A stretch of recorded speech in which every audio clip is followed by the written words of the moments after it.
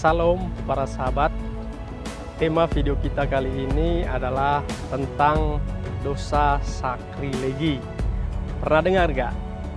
Kalau para sahabat pernah mendengar tapi belum paham, so mari kita simak video ini sampai habis.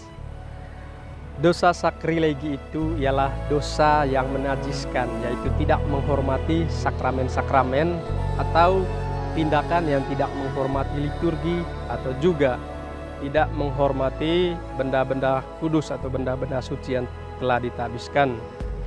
Contoh dalam hal menajiskan ialah sering dilakukan pada sakramen Ekaristi. Banyak orang yang melakukan dosa berat seperti berzina, membunuh, mencuri, tetapi merasa tidak bersalah. Mereka tetap menyambut komuni kudus seperti biasa, seolah-olah sedikit pun tidak melakukan dosa. Nah, itu adalah salah satu dosa sakrilegi.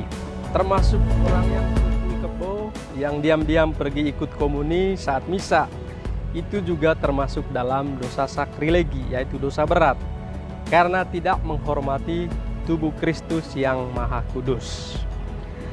Dosa sakrilegi juga adalah orang-orang yang tidak menghormati benda-benda atau tempat-tempat kudus, misalnya altar gereja.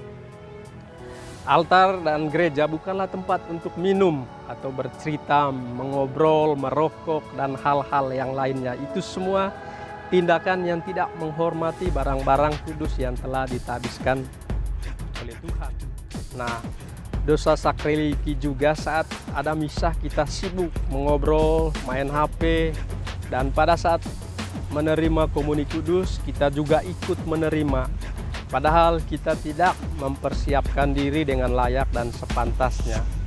Kita tidak memperbaiki hati dan batin kita, tetapi kita dengan polosnya menerima tubuh Kristus. Nah, pertanyaannya, bagaimana supaya kita bisa lepas dari dosa sakrilegi ini agar kita layak menerima komuni kudus? Nah, para sahabat, pertama, kita harus membuat pengakuan dosa sebelum mengikut misa supaya layak menerima komuni pada saat misa.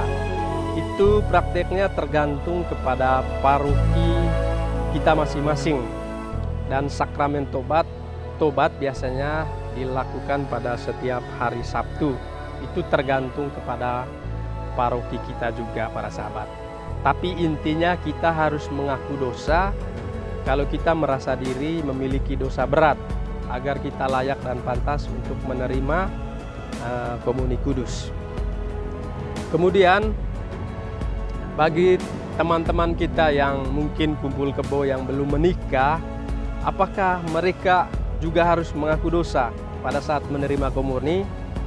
Jawabannya tidak bisa, karena mereka masih hidup dalam dosa, karena mereka belum diberkati dengan sakramen nikah, sakramen pernikahan. Nah, mereka boleh mengaku dosa, tetapi mereka belum layak untuk menerima komuni, karena mereka belum menerima sakramen perkawinan.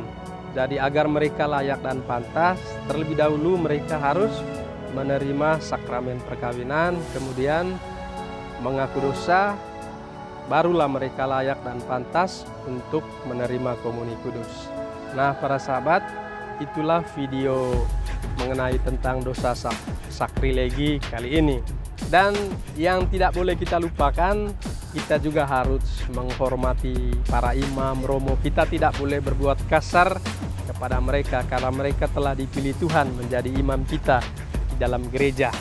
Nah, para sahabat, demikian video santai dan singkat mengenai dosa sakrilegi. Semoga kita tetap menjaga sakramen Ekaristi dengan baik, layak dan pantas, baru kita boleh menerimanya. Demikian para sahabat, Tuhan Yesus memberkati. Amin.